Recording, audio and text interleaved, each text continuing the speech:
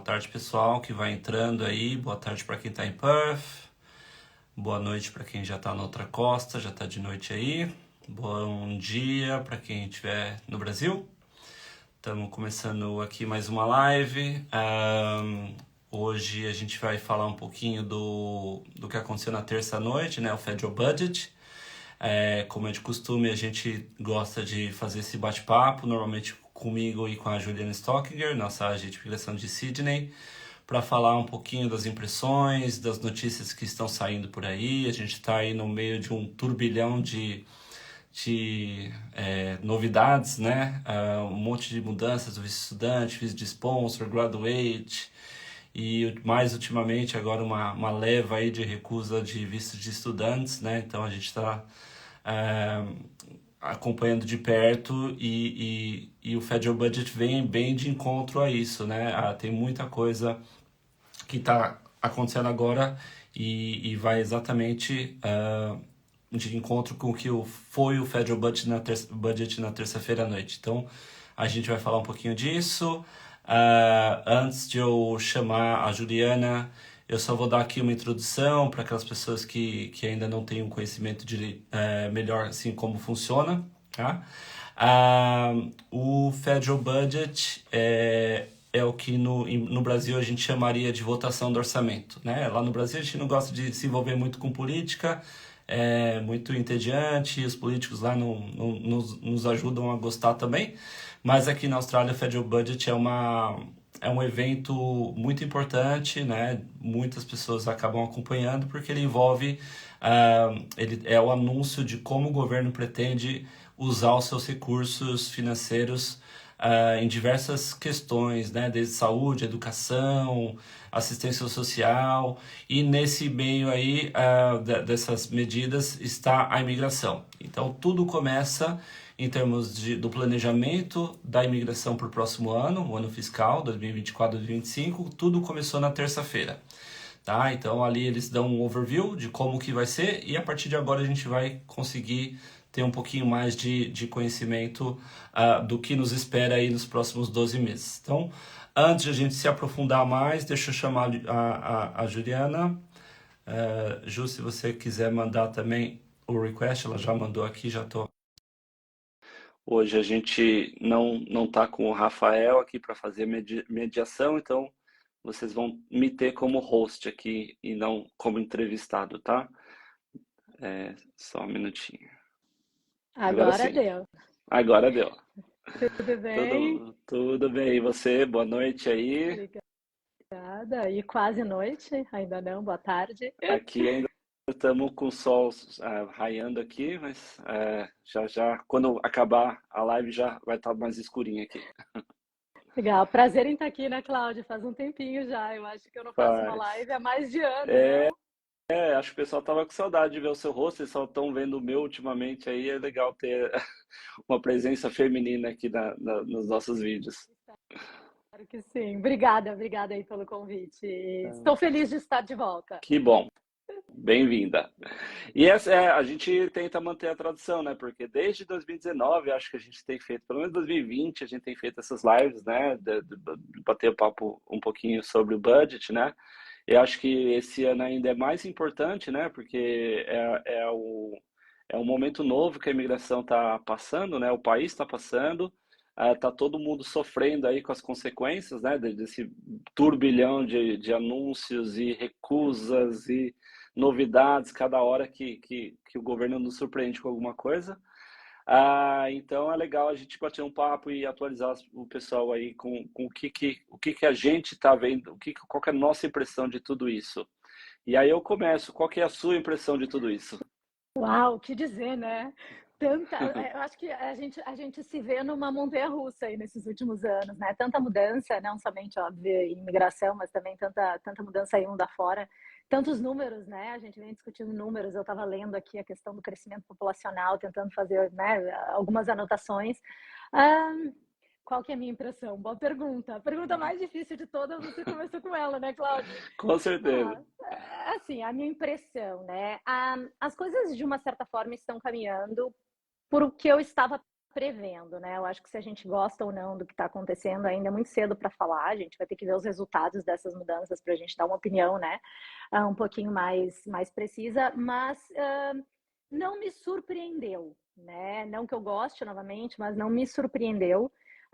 Quando a gente analisa justamente esses números, né? Então, a questão né, do nível de migração, que a gente chama, né, de Net Overseas Migration, anteriormente ao COVID, e aí, obviamente, COVID e pós-COVID, né? Então, eu acho que o aumento da entrada de estrangeiros aí pós-COVID foi muito radical, foi muito maior, né? Se a gente for pensar aí, imagina, eu estava anotando aqui os números.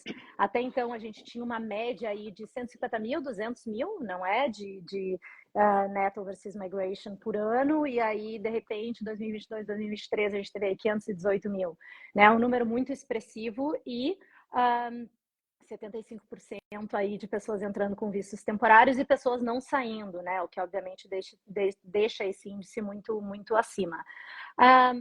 Era de se esperar que alguma ação fosse feita no sentido de estabilizar. Não vou dizer, obviamente, no primeiro momento a gente vai ver uma diminuição, mas pelo menos para estabilizar aí esse número, porque tem efeitos no país, e a Austrália, como sempre, tem esse cuidado, né? Então, o que vai resultar nos próximos anos? Se daqui 5 anos teremos problemas novamente, veremos, mas nesse momento tem problema de housing, tem problema, né? Todos os problemas aí que a gente vê do crescimento populacional. Então, não foi inesperado, digamos assim, né? Essas informações não foram inesperadas e nem tão radicais como eu achei que poderiam ser. Mas essa é a minha opinião. Vou deixar aí Sim. com a tua.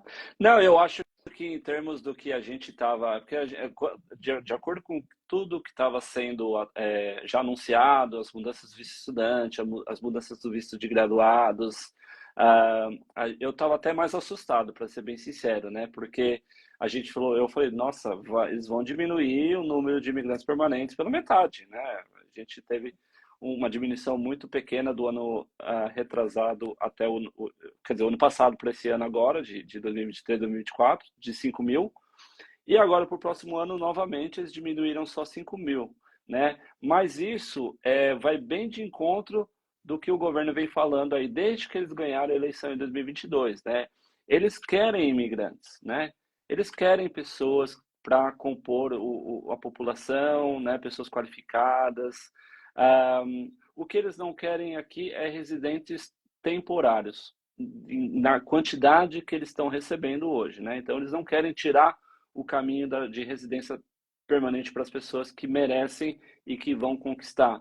Mas aquelas que não têm perspectiva, ou que não conseguiram, ou que não têm muitas boas chances de conseguir, o que o governo está tentando fazer é, de repente, dar realmente a verdade para essas pessoas. Eu falo, olha, infelizmente, não, a gente não pode ficar com essa população de pessoas temporárias por tanto tempo, né? Então as pessoas vão poder vir, elas vão poder tentar, né, fazer o caminho delas. Não deu, né? Não pode ficar aqui tentando se prolongar eternamente no país para quem sabe um dia dar certo, né? Porque desde lá do anúncio do ano passado, final do ano passado, né, onde o governo lançou aquele documento falando que tinha mais de 100 mil estudantes que estavam aqui há mais de 5 anos, quase 20 mil estudantes que estavam aqui há 9 anos, né? Então é muito tempo para as pessoas ficarem aqui tentando, né?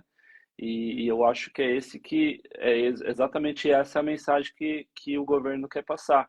Existem caminhos para residência permanente, os caminhos para residência permanente continuam, o número está muito próximo, diminuiu só 5 mil, que foi muito positivo, né?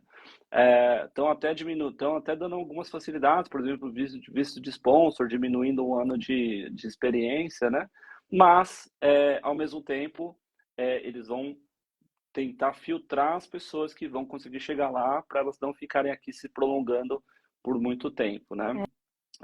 Na verdade, o número realmente, né, Cláudia, é muito pequeno, assim, essa redução, né, momentânea eu digo, né, pelo menos por esse ano, é uma redução muito pequena, eu concordo contigo, e a verdade é que, mais uma vez, a gente não está aqui para se posicionar se a gente concorda ou não concorda com essas mudanças, né, quem somos nós aí para concordar ou discordar, mas a gente está aqui para fazer uma análise, a gente vem aí nessa indústria, eu e você, há muito tempo, do que tal não funcionando, então, o programa de imigração vinha funcionando, O que é o funcionar, né? Funcionar para quê? Sim. Tava justamente cobrindo essa falta de mão de obra nas ocupações em demanda. A gente sabe que há um abuso do sistema, a gente sabe, né, que nem todas as pessoas, por exemplo, se utilizam do Graduate Visa como forma, né, de se aperfeiçoar naquelas profissões, naqueles cursos que estudaram. Então, muita gente fica aqui no Graduate Visa sem esse foco. A gente sabe que há exploração, né, no sentido de sponsor de algumas posições que são maquiadas, digamos assim. Assim como a gente sabe, claro, que o Skilled Migration, os números já não eram muito agradáveis, por mais que no ano financeiro anterior a gente tenha tido aí um boost aí nesse número de convites. A verdade é que tem pontos, por exemplo, no teste de pontos aí que, né, por que dá pontuação para quem tem a prova do NAT? Ou por que dá pontuação, né, para Professional Year? O que esses critérios de fato fazem, no geral, de forma a selecionar os melhores profissionais? Então, mais uma vez, não é que a gente gosta ou não das mudanças, até porque em relação a points test, etc., Skilled Migration, já vi que está entrando várias perguntas aqui, a gente não tem muitas respostas ainda, essa é a verdade, mas a gente sabe que muitas coisas não estavam funcionando. Então, toda mudança, ela pode vir para o benefício daqueles que, de fato, estão empenhados, né, em atender enfim, a essa demanda, aos requerimentos do país, né? Então, não vejo nada tão negativo num primeiro momento, né? Eu acho que, se eu não me engano, foram 35 escolas que já receberam, né? Eu acho que, se eu não me engano, foi isso que eu estava lendo, 35 escolas que receberam warnings sobre o desempenho das escolas. Eu acho que tudo isso, a ligação, né? Muita gente não vai gostar, mas de repente do ATO com a imigração, que é algo que a gente vem falando há bastante tempo, é bom ou ruim? Não sei, mas é o correto a ser feito, né? Então, não achei tão negativo assim. Mas as pessoas vão ter que andar um pouco mais na linha para chegar no seu objetivo final, né? Sim. E é exatamente isso que é o objetivo final, né? Porque a imigração, ela quer, né? A gente muitas vezes acaba fazendo consultas com pessoas que no Brasil eram profissionais, né, de alto calibre, né, com bons cargos, que utilizavam dos seus skills realmente, né? E muitas vezes a gente chega aqui na Austrália e a gente meio que quer começar uma coisa muito mais baixa do que a gente tem potencial, né? E a Austrália quer aproveitar o máximo do potencial que a gente tem, né? E a gente tem muitas vezes essa síndrome de vira-lata, né? Que a gente chega aqui e fala, mas eu não sou mais um engenheiro, aqui eu sou um labor, né? Fala, não, você tem que ser um engenheiro, né? E assim por diante, e tem muitas pessoas que conseguem, só um pouquinho de acreditar nelas mesmas, né? E obviamente fazer aquelas cursos, aquelas coisas que vão realmente fazer a diferença, né?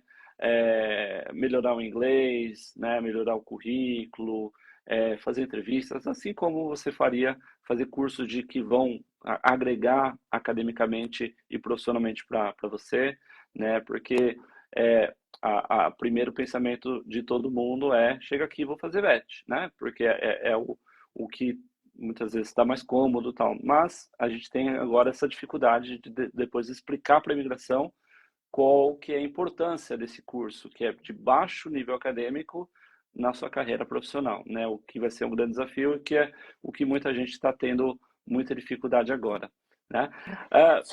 Cláudio, só vou fazer um Claro, parênteses, né, só claro. para situar para as pessoas, né? Existem profissões nas quais o VET é a qualificação necessária para aquelas profissões. Então, nessas profissões, obviamente, isso não é um problema, porque é justamente aquela ocupação é o que ela vai requerer. Mas a gente está falando das pessoas que têm, né, já uma profissão, numa ocupação que exige uma qualificação superior e elas baixam ou mudam de carreira com o único intuito de imigrar, né? Então, quando as consultas a gente faz, que as pessoas dizem qual é o caminho mais fácil, mais rápido, mais barato para chegar na imigração, mas a gente olha para aquela pessoa e a gente sabe que o intuito daquela pessoa não é de maneira nenhuma trabalhar naquela profissão depois. E é isso que o programa não está funcionando, porque se o programa é para atrair pessoas naquelas profissões e as pessoas não querem depois atuar naquelas profissões, não está funcionando. Tanto que para o sponsor, eu acho que tu concorda comigo, só melhorou. Né? Então, assim, todas as mudanças que foram feitas para o lado do sponsor só melhoraram e a tendência é melhorar ainda mais, então eles só facilitaram. Por quê? Porque a pessoa já está inserida no mercado de trabalho, numa ocupação que ela já tem uma formação, já tem uma experiência e a tendência é continuar ali. Então, para esses profissionais, eles vão privilegiar, né? O Skilled Migration, que eu concordo que não está como é que fala em português, mas chegando no seu objetivo final, e é nesse que eu creio que as mudanças serão mais significativas.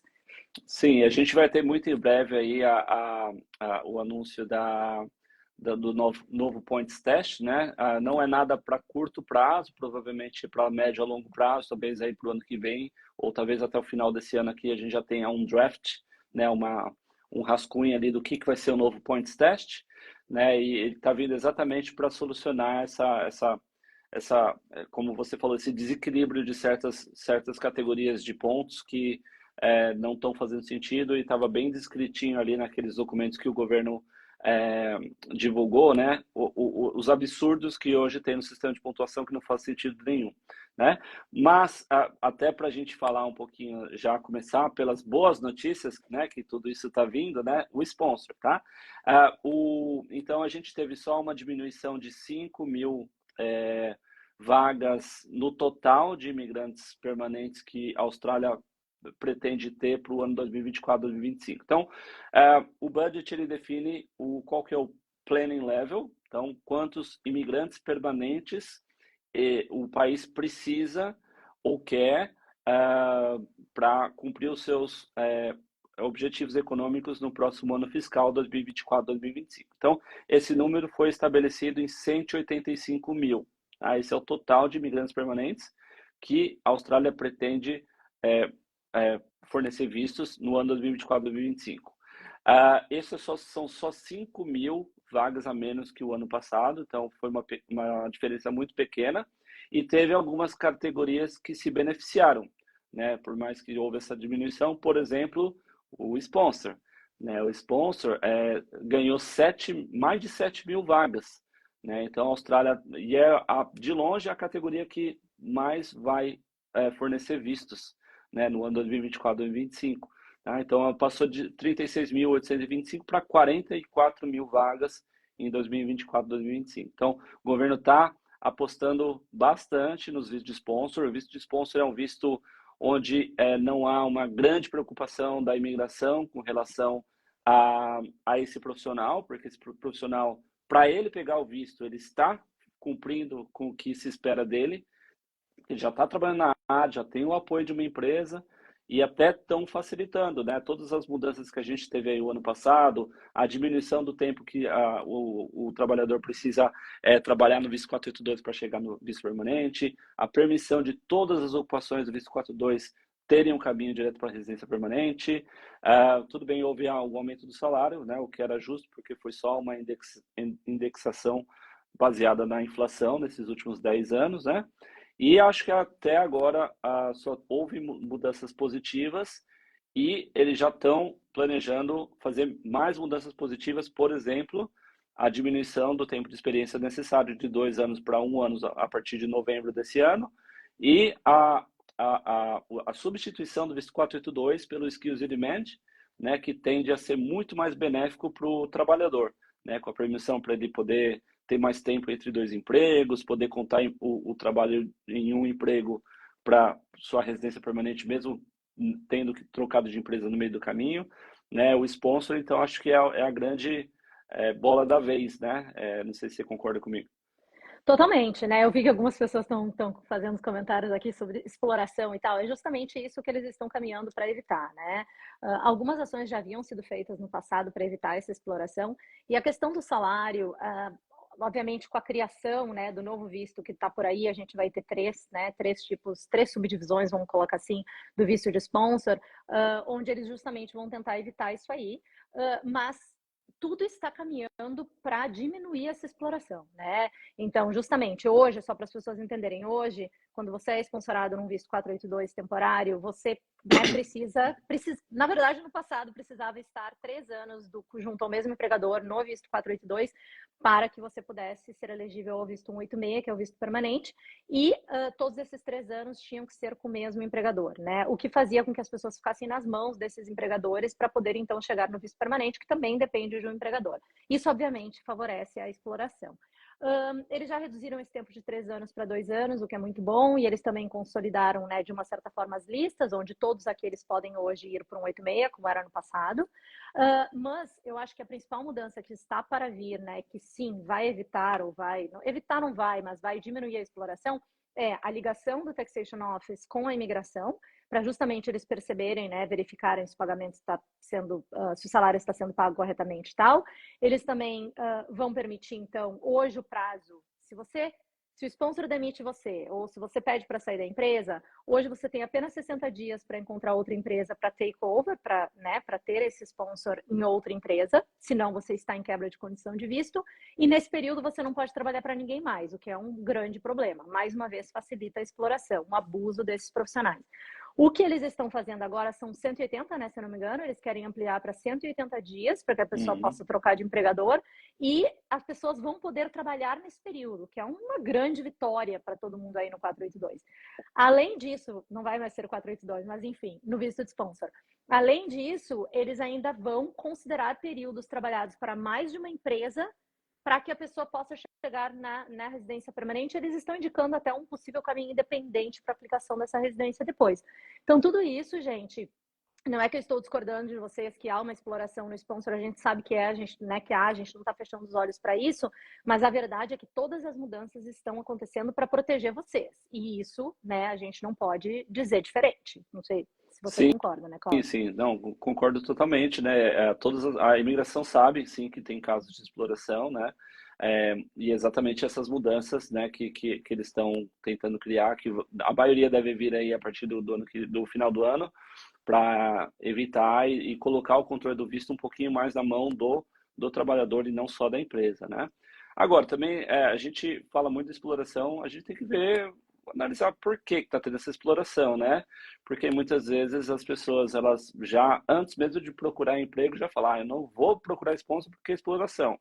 Gente, não é bem assim também. A gente tem um ou outro caso que tem exploração, assim como tem um ou outro caso que tem violência doméstica no visto de partner com o australiano. Não é sempre.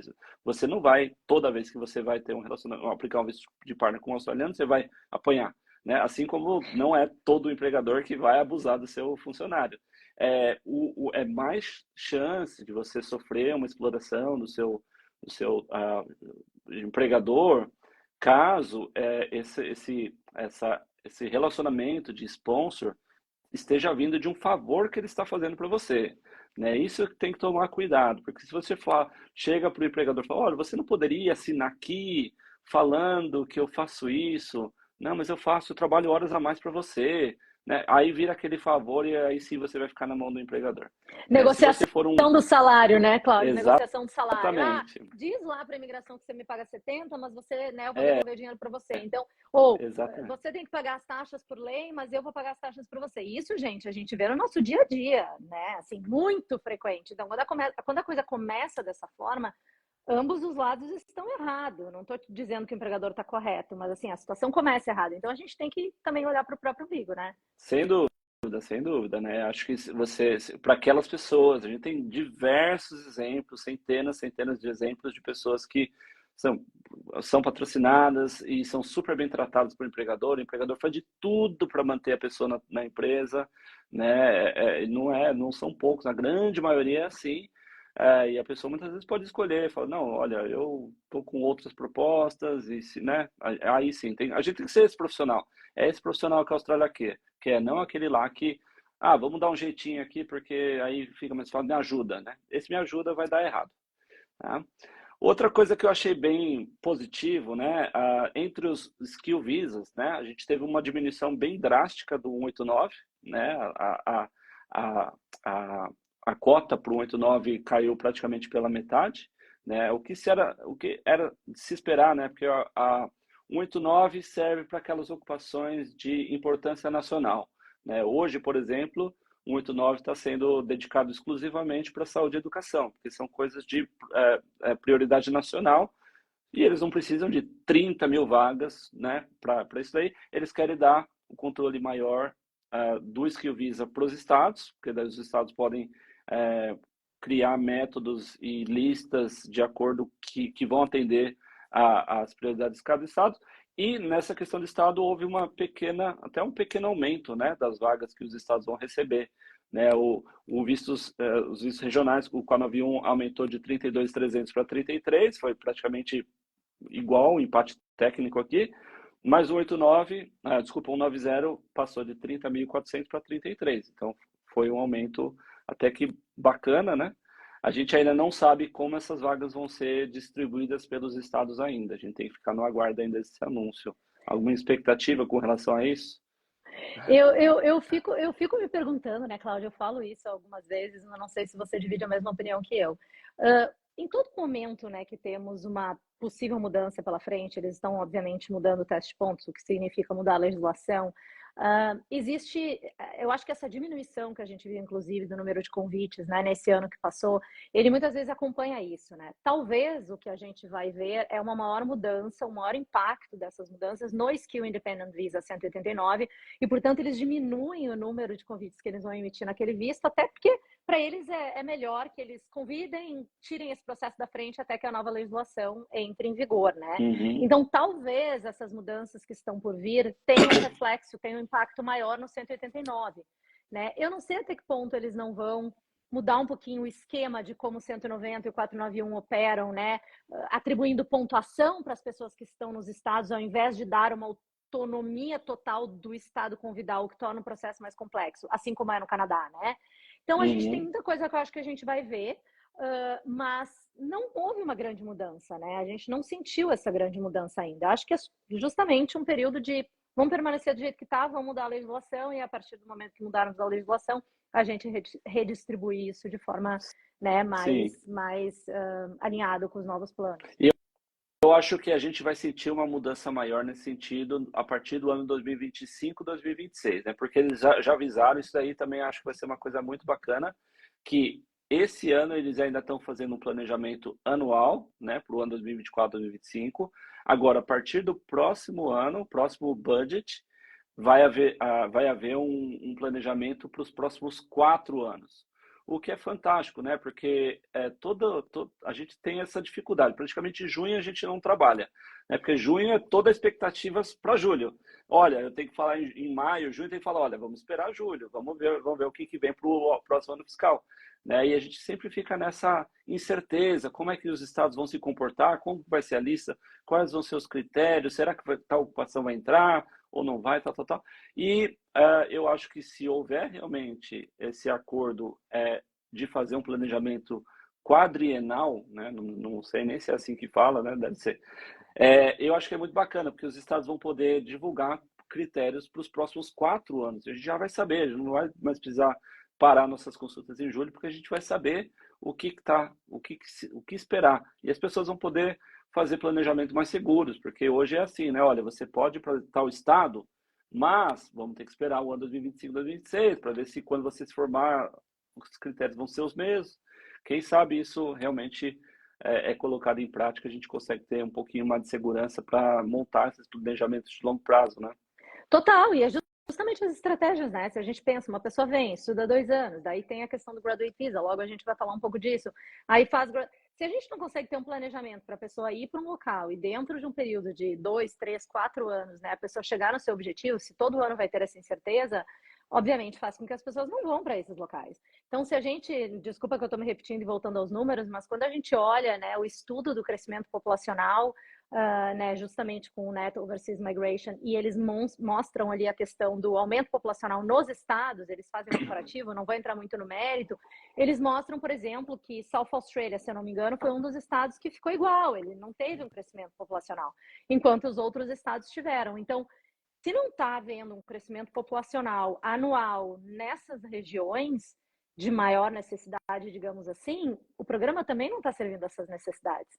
Por quê? Porque as pessoas estão com receio. O que adianta eu ir para lá? O que adianta eu ir para South Australia se daqui a um ano South Australia vai dizer que quer que eu trabalhe full-time, eu vou estar no visto de estudante, não posso trabalhar full-time. Então as pessoas, eu não sei se tu teve essa sensação, mas eu senti que nesse ano os estudantes, vamos falar assim, eles mudaram muito menos. Eu fiz consultas repetidas com pessoas que continuaram no mesmo local, não deram aqueles passos que a gente ia dar no passado. Eu acho que tem muito disso. Então, Sim. total, para a imigração isso vai ser excelente. A gente precisa ter esse espaço para trabalhar, digamos assim.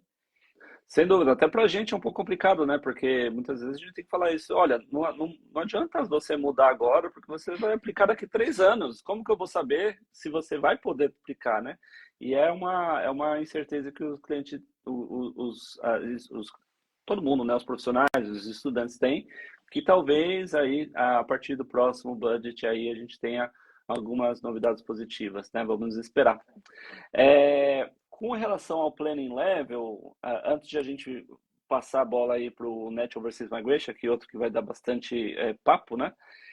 A única coisa que eu observei a mais ali, né, que houve aí esse anúncio, é que eles vão realmente, como já era de se esperar, acabar com o Business Visa, né? O Business Visa já não vem funcionando já há algum tempo, né? Não houve mais, então não fica sem nenhuma opção para quem quer investir, né? Ou para quem quer abrir empresas aqui, né? Por enquanto a gente está sem nenhuma opção nesse sentido.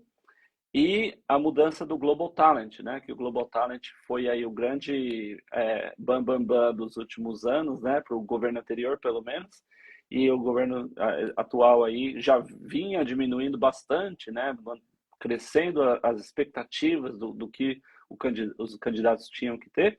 E agora eles vão substituir por esse National Innovation Visa.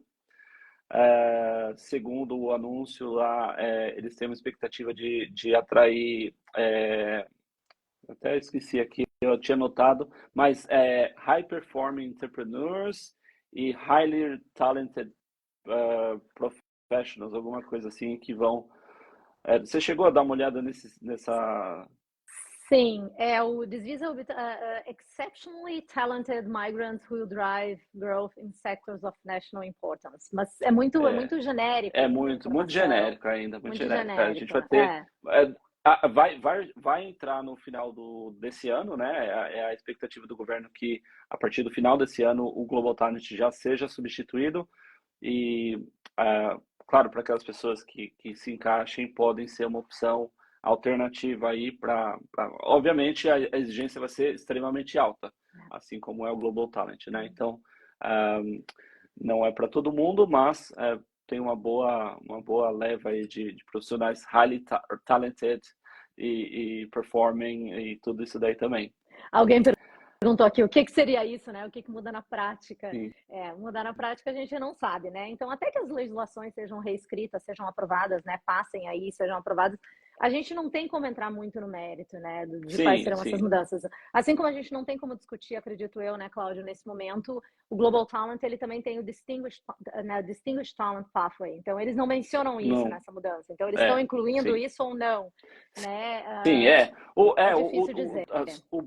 O budget é um documento que eles dão algumas dicas, né, do que eles vão fazer, né? Então, hoje a gente tem algumas dicas, né? Obviamente, o planning level está traçado, né? Os números são fixos, eles vão ser. Então, todos esses números que a gente está falando, 44 mil vagas do sponsor, 33 mil vagas do 491, 33 mil vagas do 190, são realmente os números que a imigração pretende fornecer vistos para os próximos 12 meses, né? Mas a criação de vistos, né? Muito skills in demand, são só dicas que o governo deu até agora. A gente tem que esperar realmente a legislação ser passada para a gente poder explicar o que eles são, como eles funcionam, quais são os critérios, o que você precisa ter, né? Uhum. Alguém perguntou aqui o nome do novo visto, né? National Innovation Visa. Esse é a proposta, né? De novo nome. Né? Sim, só para pegar o gancho. Mas não vão achar muita coisa porque realmente não tem muita coisa, né? Se procurar, vai ter simplesmente a menção que ele vai ser criado, né?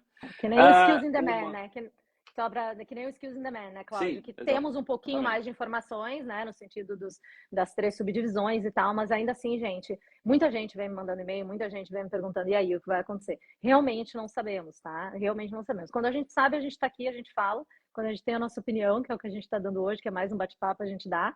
Mas a gente precisa da legislação implementada para afirmar para vocês o que pode ou o que de fato vai ser, né? Quais serão os requerimentos aí para cada um deles. É isso aí. Bom, então agora o grande elefante como se fala em português, the elephant in the room, né? Que é a grande novidade aí sobre essa diminuição drástica que o governo pretende ter com o Net Overseas Migration. Então, só para ilustrar um pouquinho o que é, né? Não sei o quanto o pessoal está por dentro.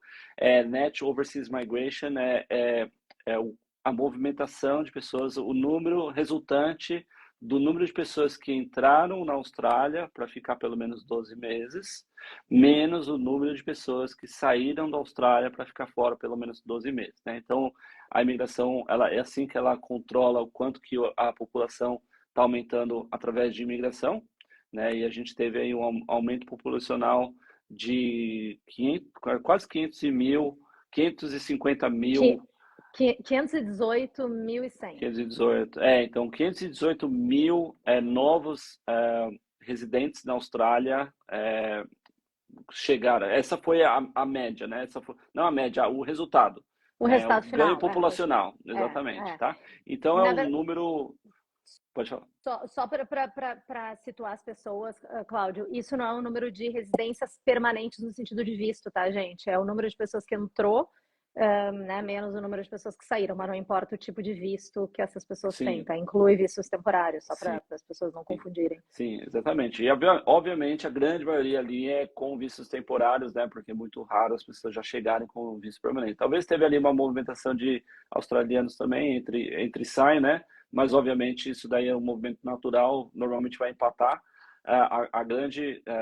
O que faz diferença mesmo é o número de pessoas que chegam no visto temporário, né? E é isso que a imigração está muito preocupada, né? Porque teve um ganho populacional temporário na Austrália gigantesco e muito mais que o governo estava se programando para receber, né? E é por isso que eles estão agora, né, querendo pegar esse número de 518 aí, transformar para o ano 2024, 2025, para os próximos 12 meses, cortar pela metade, né? Então, basicamente... Bom, mais ou menos cada 2 pessoas que entraram, uma vai ter que sair.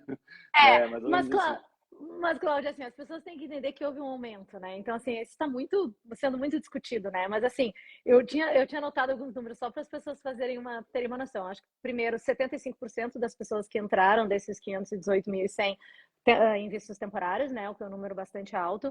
O aumento populacional datado aí de junho de 2023, agora provavelmente foi até maior, tinha sido de 2,4% esse aumento, que é um aumento muito grande, né? Na verdade, foi em 2 anos a gente veio do menor crescimento populacional dos últimos 100 anos para o maior.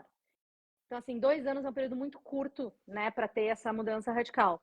E a gente tinha em 2020, 2021, por causa do Covid, né, o Net Overseas Migration foi negativo, mas em 2022, 2023 é 100 mil a mais do que o recorde anterior, que foi de 2009. Né? Então, assim, a média normal é 150, 200 mil. Então, o que eles querem não é reduzir o que sempre foi, é isso que as pessoas têm que entender. Eles querem reduzir o que está no momento, que é desproporcional ao que sempre foi. Vamos colocar assim. Eles querem trazer de volta os níveis, trazer esse nível para níveis sustentáveis, né? Que são os níveis que o país suporta, que ele historicamente sempre recebeu, né? Que é a faixa aí desses 250 mil, 260 mil, que é o que eles esperam já conseguir já nesse próximo ano fiscal, né? E obviamente, né, a grande preocupação deles são os estudantes, né? Porque do número total desses imigrantes em vistos temporários, a grande maioria veio em visto de estudante, tá?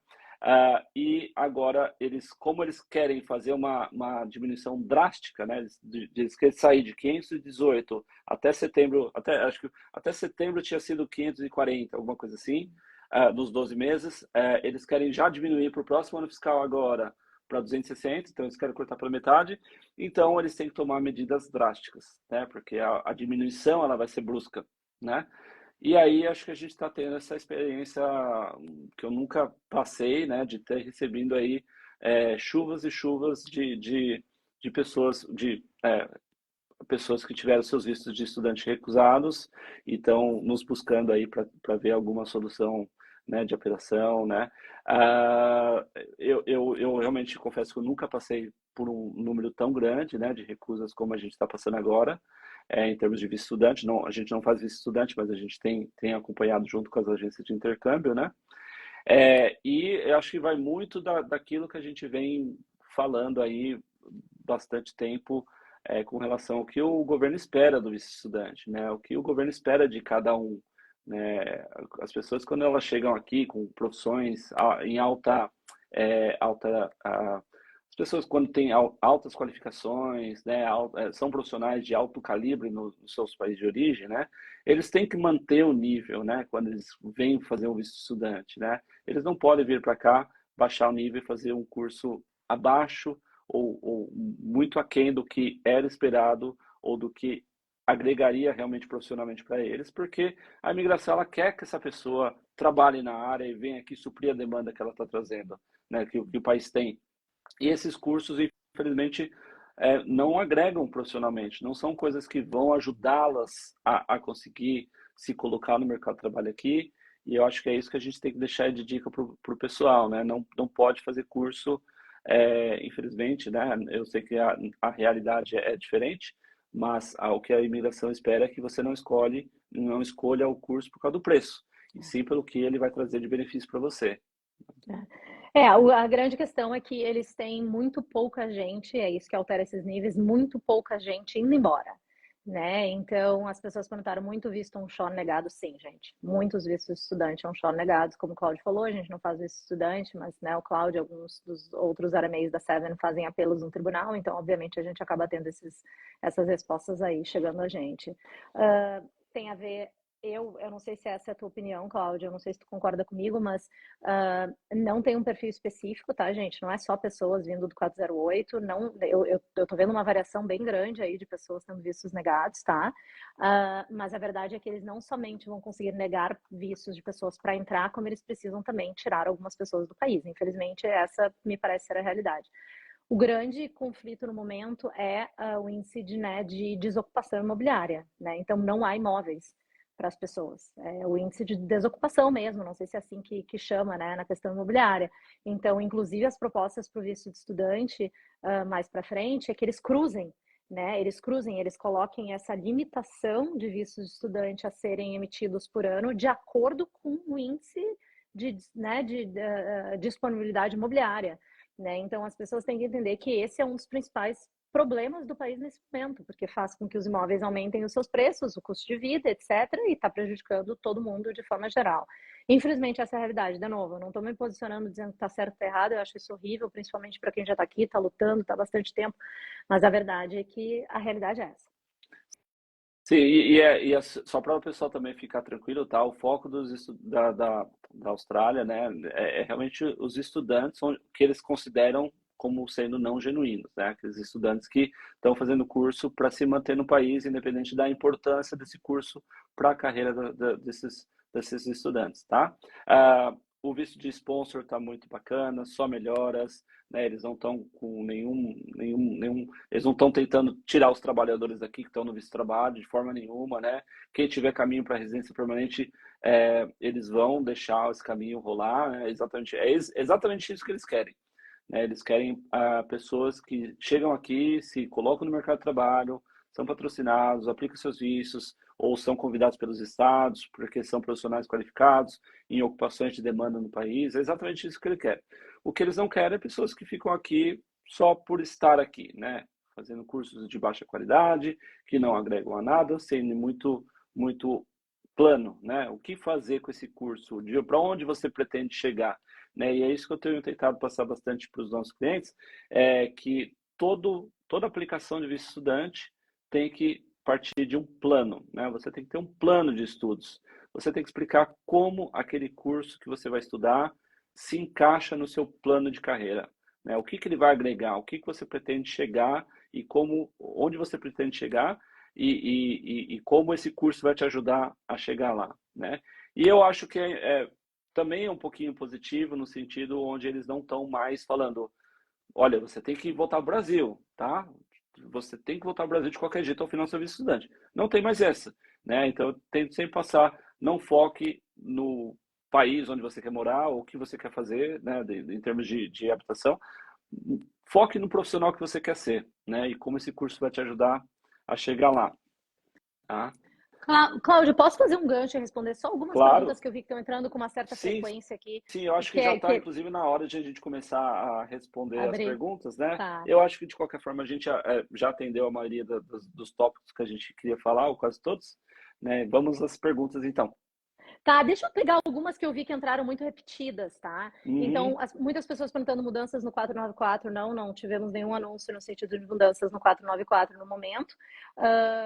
Obviamente, o 494 ele perdeu um pouquinho da sua importância, né, com essas mudanças no 482, de que mais ocupações vão ter acesso aí ao 186, né? Então, ele já não é, ele ainda é muito importante, mas não é tão importante quanto era antes. Mas ainda assim não tivemos mudança. Uma outra confusão que tem acontecido com frequência, tá, gente? Essa redução, a gente tem que cuidar um pouquinho. Existem requerimentos para pedir um 482, existem requerimentos para pedir o permanente depois, que hoje ainda é 186. Acredito que vai permanecer dessa forma. Para o 482, o requerimento eram 2 anos de experiência full-time na ocupação, além de uma qualificação relevante para a pessoa qualificar para ser sponsorada. Esse é o tempo que eles vão querer reduzir para 1 ano, tá? Que eles vão reduzir para 1 ano a partir de novembro, né? Me esqueci o dia exato agora, mas a partir de novembro desse ano. Em relação ao caminho para a residência, ele se refere ao caminho transitório, né? O que a gente chama de TRT. Então, é para quem vem do 482, permanece na empresa por 2 anos, reduziu de 3 para 2, por 2 anos para pedir um 186. 186 tem um outro caminho, que é o que a gente chama de Direct Entry. Este caminho não sofreu modificações. Ele ainda permanece para ocupações que estão na Medium and Long Term Skilled Occupation List, que é a lista nacional, e não houve nenhuma mudança no sentido dos requerimentos para este caminho no momento, tá? Então, as pessoas têm que cuidar um pouquinho. Mais uma vez a gente volta, eles querem pessoas entrando no mercado de trabalho, permanecendo no mercado de trabalho pelo menos por um tempo, para então serem elegíveis à residência permanente, né? Então, a gente tem que cuidar um pouquinho para as pessoas não misturarem os vistos, né, Cláudio? Que a gente vê isso com bastante Sim, frequência. sim, sim. Outra coisa que o pessoal está perguntando aqui é a opção do 407 ao final do Graduate Visa, né?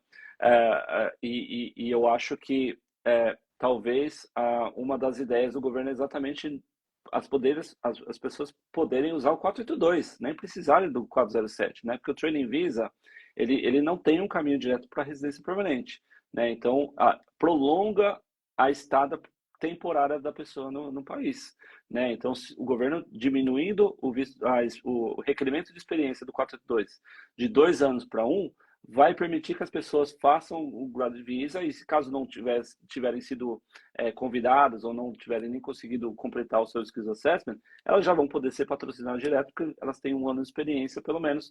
O Graduate Visa tem 1 ano e meio, se elas fizerem pelo menos 1 ano de experiência, podem ir para o 482, continuar o seu Skills Assessment, mas já com um caminho, né, traçado como se fosse um limite para ela chegar à residência permanente, né? Exatamente. É justamente isso, né? Dá um tempo extra dentro do Graduate Visa para que as pessoas completem o período e ainda tenham tempo de se colocar. O 40, eles não falam muito do 407, né, Cláudio? Mas assim, houve sim uma discussão de simplificar, né, ou diminuir o número de vistos existentes. Então a gente não sabe o que vai acontecer com o 408, o 407, o tempo vai nos dizer, né? Mas mais pessoas entraram aqui perguntando, tá, então não houve uma mudança no sentido da short term para o 186 Direct Entry? Ainda não. No momento que houver a consolidação das listas, né, que eles estão dizendo no novo planejamento, né, do Skills in Demand, uma simplificação, não uma simplificação, uma consolidação mesmo das listas, né, para que todos possam chegar no 186, talvez isso afete o Direct Entry de alguma forma, mas por hora é para medium e long term apenas. Sim, sim. Eles não fizeram nenhum anúncio sobre o 186, a gente não sabe se o caminho do Skills in Demand vai ser o 186, se o 186 vai continuar tendo 2 streams. Isso daí a gente ainda não está muito, a gente não tem o conhecimento, que eles não divulgaram ainda, né? Então, enquanto a gente não tiver nenhuma informação do contrário, o 186 Direct Entry continua disponível pelo menos para as ocupações de médio a longo prazo, para aqueles que cumpriram os requerimentos, né? O pessoal também perguntando um pouquinho do Dama. O Dama, até agora, nenhum anúncio negativo, continua da mesma forma que está. Eu tenho só uma impressão, porque recentemente o Dama de South Australia foi renovado, né? E eles renovaram, normalmente eles renovam para cada 5 anos, né? E o Dama de South Australia foi renovado até julho de 2025. Talvez vai ter alguma junção do Dama com o Skills in Demand, a gente ainda não sabe, mas só para Por enquanto, o Dama continua como uma opção.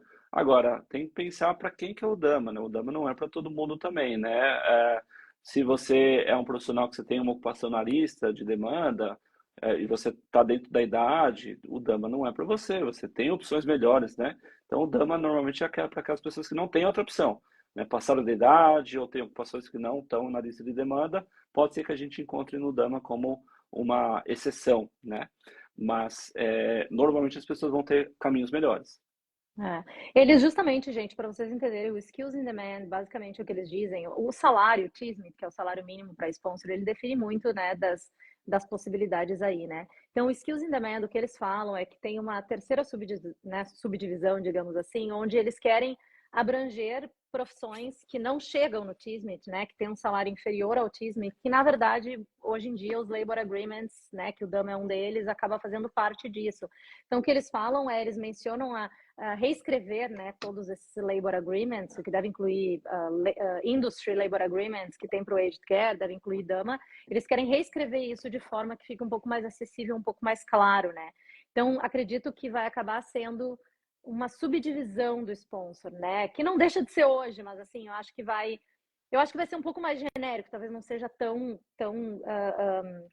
subdividido, né, em tantos labor agreements que temos hoje. Eles também falam na criação de uma lista de empresas, isso eu achei interessante, de uma lista de empresas aprovadas para dar sponsors, inclusive dizendo posições ou números, né, de sponsors que aquelas empresas já deram, para que o público tenha esse conhecimento e possa ir atrás de empresas que tenham essa aprovação. Então, tem várias coisas em discussão no momento, né? Vi outra pergunta que fizeram aqui, 186, depois que ele é aplicado ou que ele é aprovado, a pessoa precisa ficar dentro da empresa. Isso nada mudou quanto a isso, até ele ser aprovado sim, depois que ele é aprovado, não tem nada na legislação que obriga a pessoa a permanecer na empresa, porque ele é um visto permanente, claro. Se qualquer denúncia que algo foi feito errado no processo de 186 pode afetar o profissional, mas não há essa obrigação. Sim. O pessoal perguntando de qual é o prazo para essas mudanças, né? Tem um cronograma aí que o governo já tinha anunciado em dezembro, né? Eles primeiro anunciaram que as mudanças do visto estudante iam ser aplicadas no começo de 2024, foram. Eles também tinham programado que as mudanças do Graduate Visa viriam no meio de 2024, vão ser, dia 1º de julho, são as mudanças do Graduate Visa, e agora eles estão mencionando as mudanças do sponsor, né, através do Skills in Demand, a dimensão do tempo de experiência de 2 para 1, e também a criação aí do National Innovation Visa, estão fazendo para novembro.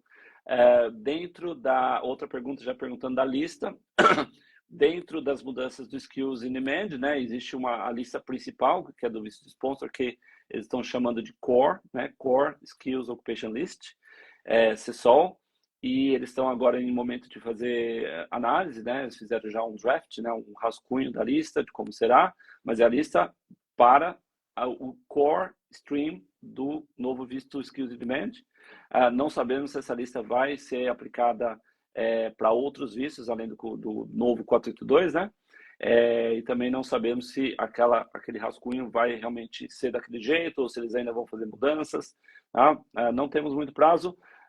O sistema de pontuação está sendo ainda discutido, né? O governo ele lançou, faz umas 2 ou 3 semanas, lançou um estudo onde ele dá algumas perguntas ali para as pessoas interessadas responderem, né, ou darem ideias, né, de como eles acham que o sistema tem que funcionar. Isso ainda vai se prolongar por um tempo a mais. Eu não acho que seja nada a curto prazo. Provavelmente, talvez aí no começo do ano que vem, meados do ano que vem, talvez a gente tenha uma definição melhor com relação a isso. Mas a próxima novidade agora vai ser 1º de julho, onde vamos ter a efetivação aí das mudanças do visto do Graduate, né? O aumento da nota de inglês já foi colocado em prática, assim como a diminuição do tempo de aceitação do teste de inglês, né? De 3 para 1 ano. O visto estudante, acho que eles já concluíram todas as mudanças que eles tinham propostos. E agora a próxima é a mudança da idade, o que vai ser bastante prejudicial, né, para muita gente que estava contando com o Graduate Visa, mas pensando que eles estão aí diminuindo o tempo de experiência do novo visto de sponsor de 2 para 1 ano, pode ser que ali tenha formas de se passar de um visto estudante para um visto de sponsor sem a necessidade do Graduate Visa, né? É. Veremos. Não esqueçam, né, gente, que para o sponsor 482 a experiência pode ser enquanto vocês estudam, tá? Não é experiência depois de formado, como para Skilled Employment Points, por exemplo, precisa ser, ou como para um 86 Direct Entry ou 494. Então, né, 1 ano full-time, 2 anos part-time, então às vezes um curso de 2 anos vai resultar naquilo que a pessoa precisa para um 482. Então as coisas elas estão sendo amarradas novamente. Eu acho que o programa perdeu nos últimos anos foi justamente isso, né? O requerimento de um visto, ele não batia com o tempo que a pessoa ganhava no outro, as coisas não estavam sendo, né, consistentes entre uma e outra. Eu acho que é isso que eles estão tentando, né? Cláudio, não sei se a gente vai trazer uma polêmica aqui já no final da nossa live, mas até para eu saber a tua opinião, né? Podemos pegar uma polêmica, mas assim, o meu entendimento, né? A gente não teve nem tempo para conversar sobre isso, mas o meu entendimento, né, em relação. Hoje a gente tem as duas vertentes, Graduate Visa, que terão novos nomes, tá? Mas tem essa questão do Graduate Work Stream, né, que temos hoje, que muitas vezes a gente combina com a qualificação que a pessoa completou no exterior. Mas eles mencionam que, né, essa vertente vai ser apenas para cursos concluídos, né, relacionados à lista, etc., concluídos aqui, né, nos 2 anos de estudo necessários ao Graduate Visa, e que outras qualificações que a pessoa tenha não vão ser consideradas. Para dar um exemplo mais para o pessoal entender, né? Por exemplo, hoje tem um engenheiro formado no exterior, engenharia civil, ele vem para cá, ele estuda um VET em Project Management e ele consegue um Graduate Visa com base no VET, porque ele é nomeado como Construction Project Manager, que vai incluir as duas coisas. Então, a tua percepção é que isso não vai ser mais possível, porque essa é a minha leitura. Eu não li assim, né? Apesar que a gente novamente vamos ter que esperar a legislação para ver exatamente o que diz, mas eu acho que a ideia principal é evitar, não que evitar, mas direcionar cada stream para o nível de estudo que a pessoa fez aqui na Austrália, né? Mas não sabemos, né, como que vai ficar a questão do Skills Assessment, se a pessoa vai poder usar skills anteriores para conseguir o Skills Assessment e se vai haver realmente essa necessidade de Provisional Skills Assessment, o que eu imagino que sim. Certos órgãos já não aceitam qualificações de fora, ponto, né, como é o caso do TRA ou a mesma ICS, não dá para você combinar, a não ser que você, obviamente, faça um Full Skills Assessment, né? Mas aí a gente vai ter que esperar um pouquinho mais, é uma polêmica para o próximo capítulo. Joguei uma, né? Sacaneei no final da live. Sim. Mas, enfim, estou preocupada. Bastante gente perguntando do Training Visa. Bastante gente perguntando do Training Visa, só para a gente deixar claro, né? Acho que o pessoal confunde, porque agora o Training Visa virou a solução, todo mundo tem mais de 35 anos, tá? Training Visa precisa de sponsor, sim, tá? As pessoas não podem aplicar um Training Visa porque elas querem, né? Elas precisam ser patrocinadas pela empresa que está oferecendo esse treinamento para elas, né? E é por isso que eu digo que muitas vezes, com essa diminuição do tempo de experiência do 482 de 2 anos para 1, né, eu acho que talvez o 407 perca força aí no planejamento da imigração, né? Porque o 407 ainda exige 1 ano de experiência, né? Nem que seja experiência acadêmica, né? Então, eu acho que as pessoas, por mais que ainda exista o 407, pode continuar pensando, ainda é um sponsor, a empresa precisa te patrocinar e talvez vai ter opções melhores vindo a partir do final do ano que você não precise fazer o Training Visa. Só para né, reforçar aí, né, reforçar o que você falou, né, Cláudio? O 407, gente, também exige 1 ano de experiência full-time nos últimos 2 anos para que a pessoa se torne elegível. Eles entendem que estudos podem cumprir esse requerimento, né? Cursos relacionados podem ser utilizados em prol desse 1 ano, mas ainda assim tem o requerimento do profissional. O que talvez, né, seja utilizado por algumas empresas é porque o investimento da empresa, principalmente, é um investimento menor, bastante menor do que o 482.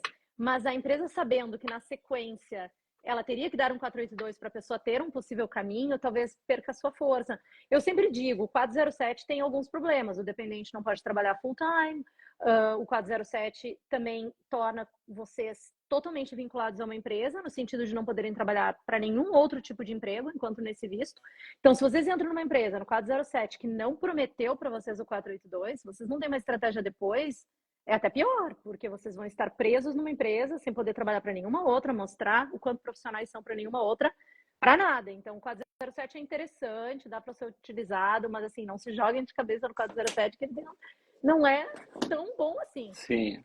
O 407 não tem caminho direto para residência permanente. O caminho direto, o caminho depois do 407 é você ir para o 482. Então, se você puder ir direto para o 482, melhor. Porque se você for para o 407, depois não conseguir skill, e você vai ter 1 ano, 2 anos no máximo de visto, quando muito, né? Se você não conseguir sponsor nem nada, você vai ter que voltar para o visto estudante, e seu visto estudante vai estar muito mais arriscado, tá? Então, tome cuidado com o 07, não é a solução do problema de todo mundo. Bom, eu acho que a gente estourou nosso tempo, né? Aqui já está de noite, imagina aí, né? Esse pessoal deve estar bocejando aí do seu lado. Vamos então encerrar por aqui. Obrigado, Ju. Muito bom ter você de volta às lives. Espero que você apareça mais aqui. Pode deixar. Obrigada a você, Cláudio. Obrigada, gente. Tem algumas perguntas aí que não foram respondidas, mas muitos de vocês eu vi que são os nossos clientes, então vocês têm o nosso contato direto. Façam as perguntas aí por e-mail. Mas prazer mais uma vez e boa noite aí para todo mundo, ou bom dia no Brasil, para quem está no Brasil. Legal, e eu vou deixar essa live gravada, então se o pessoal quiser assistir depois, vai estar lá na nossa página. Beijo, Ju, um abraço a todo mundo. Obrigada. Tchau. Tchau.